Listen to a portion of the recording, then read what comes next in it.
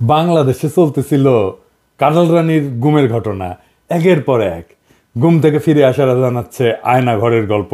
সারা দুনিয়ার মানবাধিকার সংস্থা থেকে প্রবল চাপ হাসিনা সরকারের উপরে এইসবের একটা গ্রহণযোগ্য তদন্ত করার।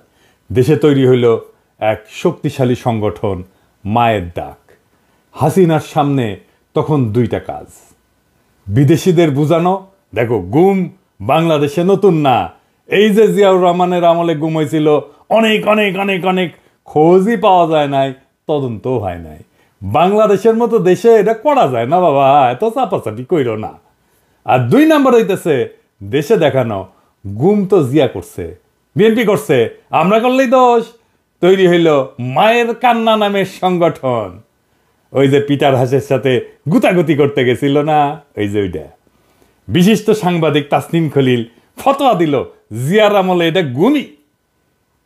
তো তাসনিম খলিল এখন তো গুম কমিশন হয়েছে, তো এই গুমের কেন তদন্ত করে না গুম commission?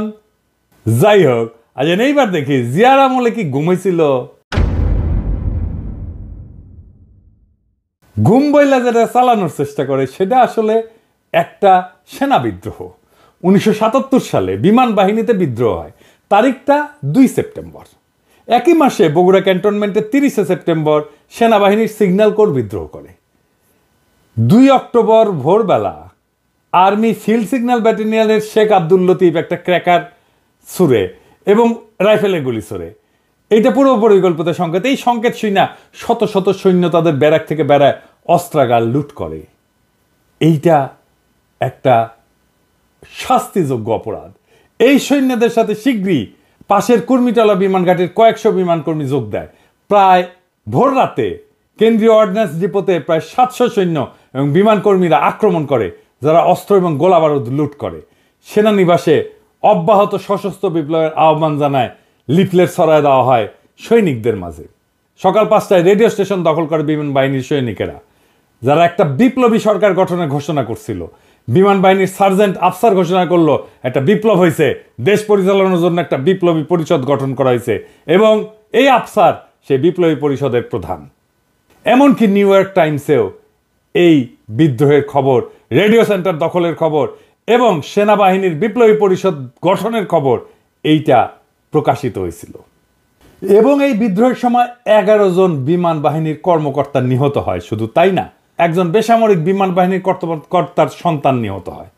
Group captain Ras Masud, group captain Ansar Ahmed Chowdhury, wing commander Anwar Sheikh, squadron leader Matin, flight lieutenant Shaukat Jan Chowdhury, flight lieutenant Salauddin Mohammad, flying officer Mahbul Alam, flying officer Akhtaruzzaman, pilot officer MH Ansar, pilot officer Nazrul Islam, pilot officer Shariful Islam. শুধু এই না, বিদ্রোহীরা স্কোয়াড্রন লিডার সিরাজুল হকের 16 বছর বয়সী ছেলে মাসুম বাচ্চা মোহাম্মদ এনামকেও হত্যা করে। এই বিদ্রোহ কোনো কল্পিত ঘটনা না। রেডিও স্টেশন দখল করে রাষ্ট্র ক্ষমতা দখলের ঘোষণা দেওয়া হয়েছিল, বিদেশি মিডিয়াতে ছাপা হয়েছিল। এখন এটা সেনা বিদ্রোহ হইলে খুনোখুনি করলো, কি করবে সরকার? যে কোনো সরকার কোর্ট মার্শাল করবে, তাই তো? ঠিক কি না? নাকি বলবে মেরা সকল শিরক না, তাই বলে কি প্রেম দেব না? সেনা বিদ্রোহ হয়েছে, সেটা দমন করা হয়েছে।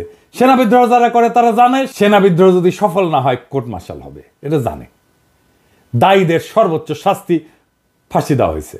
সারা দুনিয়া এটাই নিয়ম। সারা দুনিয়ায় যে কোনো দেশে সেনা বিদ্রোহ করলে ঠিক একই ঘটনা ঘটবে, কোনো আলাদা কিছু ঘটবে না, সম্ভব না। তাহলে জিয়া সরকারের দোষ কোথায়? এটারে গুম কেন বলা হইতেছে?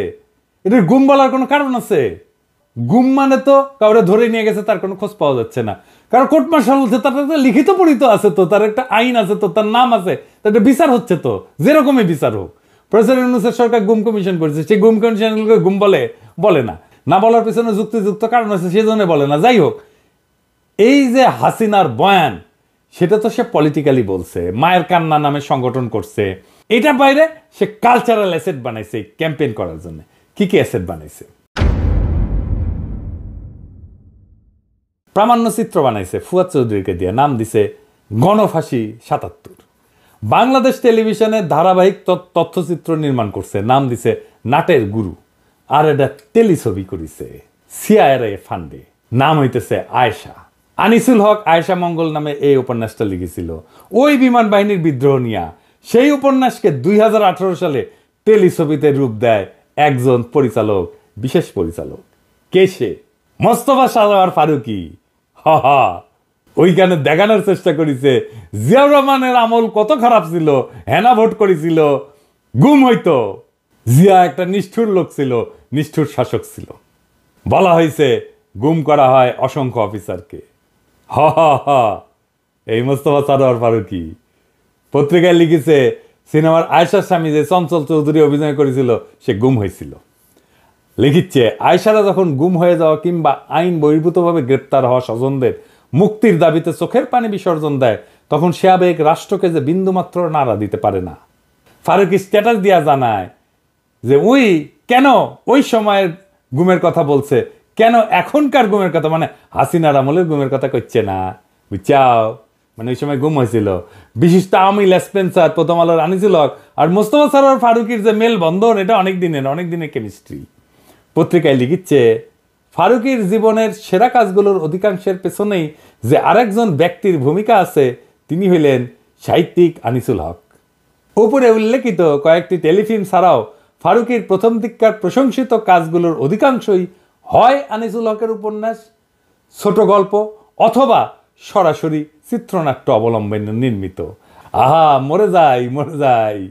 তো ফারুকী তো আয়েশা বানায় তো কাইন্দা বুক ভাসাইছিলা, তার মানে তখন মনে প্রশ্ন আসে নাই কেন 2018 সালে হাসিনা ক্ষমতায় সে কেন গুম কমিশন করে নাই 1977-এর ঘটনায়?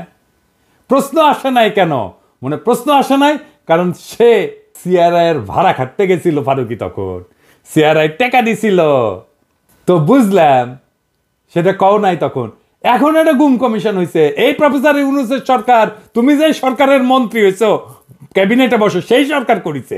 সেই 1977 সালের গুমের তদন্ত কেন করতে বলো না সেই গুম কমিশনকে? এখন তো তুমি ক্ষমতাবান, কও ক্যাবিনেটে, কও এটা সৎ উদ্যোগ হইতে পারে, সিনেমা বানাইতে পারো, ক্যাবিনেটে বসতো কবে না যে গুম কমিশন হয়েছে 1977 সালে, গুমের বিচার করো, তদন্ত করো। এখন আবার সে কইবে না, কারণ সিআরআই তো টাকা দিবে না। চালাক মানুষ, এই অতি চালাক মানুষকে কে পছন্দ করলো? হ্যাঁ, অনেকে মনে করে আসিফ নজরুল। হ্যাঁ, না, সেটা ঠিক না। কে আসেন সেটা দেখি। মোস্তফা সারোয়ার ফারুকীকে আসিফ নজরুল সিলেক্ট করে নাই, মানে যত দোষ নন্দ গোষ্ঠ যা হয় সব আসিফ নজরুলের কাঁধে চাপে। ইনফ্যাক্ট মোস্তফা সারোয়ার ফারুকীর সিলেকশনের সময় আসিফ নজরুলের ভূমিকাই ছিল না কোনো। এইটা আমার নিজস্ব অনুসন্ধানে পাওয়া গেছে, আমার নিজস্ব অনুসন্ধানে বাইরে হয়েছে সেই নাম যে এই মোস্তফা সারোয়ার ফারুকীর ঘৃণিত নামটা প্রস্তাব করছিল। কে সেটা? সে হইতেছে রেজওয়ানা হাসান, সুন্দরী কোটা হওয়া উপদেষ্টা। সামেসি করে কাম সাইরে নিল। আসিফ নজরুল খাইলো গ্যাল খায় ভূত হয়ে গেল, আর সে মহা আনন্দে কাম সাইরা ঠাসি খায় বসে আছে। দেখিস কেমন চালাকের চালাক। এই রেজওয়ানা হাসান মিশন নিছে ইন্ডিয়ান ইন্টারেস্ট বাংলাদেশে প্রতিষ্ঠা করবে। মোস্তফা সারোয়ার ফারুকীর কেস সাকসেসফুলি করার পরে সে আত্মবিশ্বাসী হয়ে উঠছে, এই কাজে আরো অগ্রসর হয়েছে। দেখেন নিউজটা কি কইছে, ভারতের সঙ্গে সম্পর্কের ছায়া দুই দেশের স্বার্থেই দূর করতে হবে। তো কন্ত রেজওয়ানা কি পররাষ্ট্রমন্ত্রী না প্রধান উপদেষ্টা? সে তো পরিবেশ মন্ত্রী, তাও ভারতের সাথে সম্পর্ক নিয়ে কথা বলার কুরকুরানি কেন? আমি তো এমনি গেলাই না, সে কথা বলতে গেছে পরিবেশ নিয়ে, পররাষ্ট্র নীতি নিয়ে কথা বলার দরকার কি? এখন কবে সাংবাদিকরা প্রশ্ন করেছে, কি করব? সাংবাদিক প্রশ্ন করলে বলবে এটা আপনারা পররাষ্ট্র উপদেষ্টারা জিজ্ঞেস করেন, কিন্তু সেটা তো করবে না, কারণ এই মিশন তো তার নিজের মিশন। আপনাদের মনে আছে ইলিশ মাছ কেন ইন্ডিয়া পাঠানো হইলো, সেটা নিয়েও সে বয়ান দিতে আসছিল। এই যে শুনেন, যারা এই ইলিশটা চাচ্ছেন তারাও কিন্তু এই বৈষম্য বিরোধী ছাত্র আন্দোলনে ওই পারে থেকে অনেক সমর্থন দিয়েছেন, সেটা আমরা সকলে দেখেছি। কেন সে কি বাণিজ্য নাকি মৎস্য মন্ত্রী? এমন কইতে পারেন সে তো ব্রিফিং করে সরকারের পক্ষে, মেনে নিলাম। এই দুই ইন্ডিয়া সংক্রান্ত বক্তব্য কি সরকারি ব্রিফিং টাইমে কইছে? কয় নাই, বলছে নিজস্ব ক্যাপাসিটিতে, নিজস্ব টাইমে ওর পাংখা গজাইছে। কইছে না যদি রাজনীতিবিদরাই সংস্কার করে তাহলে 53 বছর তারা কি করেছেন? হ্যাঁ, তার মানে 53 বছর কোনো সংস্কার হয় নাই। হ্যাঁ, ওই সংস্কার বুঝে চিন্তা করেন, সংস্কার হয় নাই। 80-র দশকে যে বাজারমুখী অর্থনীতি গ্রহণ করা হলো নীতি হিসাবে, এটা সংস্কার না রেজওয়ানা? 82 সালে যে উপজেলা পদ্ধতি চালু হইল, তৃণমূল পর্যায়ে প্রশাসন কার্যকর করার জন্য ব্যবস্থা নেওয়া হইলো, এইটা সংস্কার না? সিটি কর্পোরেশন হইলো, ঢাকা চট্টগ্রাম সহ বড় শহরগুলোতে সিটি কর্পোরেশনের কার্যক্রম চালু হইলো, এটা সংস্কার না স্থানীয় সরকারের? 1991 সালে যে সংসদীয় গণতন্ত্র প্রতিষ্ঠা হইল, এটা সংস্কার না? তত্ত্বাবধায়ক সরকার যে হয়েছিল 96 সালে, এটা সংস্কার না? 1990-এর দশকে প্রাথমিক শিক্ষা যে বাধ্যতামূলক এবং ফ্রি করা হইল, এটা সংস্কার না শিক্ষায়? 1982-তে জাতীয় ঔষধ নীতি করা হইল, পুরো ফার্মাসিউটিক্যালের আগাবাস্তলার সংস্কার হইল এই নীতিতে, এটা সংস্কার না? 4.5 মাসে আন্নে কিতা করিছেন সুন্দরী উপদেষ্টা? আন্নার টাইমে তো ঢাকার বাতাস সবচেয়ে দূষিত নাকি? তো কি সংস্কার করেছেন? মুখ খারাপ করতে ইচ্ছে করলে করলাম না আর কি।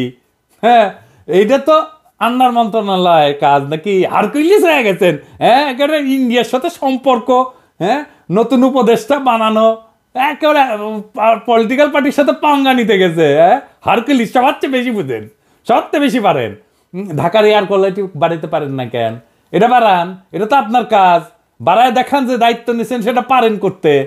4 মাসে তো ড্রামাটিক পরিবর্তন করা দেওয়া যায় ঢাকার এয়ার কোয়ালিটি। দেখি কেনকা পারেন? এটা তো পারেন না। আসল কামে তো কোনো স্যাদ ব্যাদ নাই, যেটি বোমবাস্টিং কথা কওয়া যাবি, কোনো দায়িত্ব নেওয়া লাগবে না, সেটি একেবারে লেফট ওঠে একেবারে।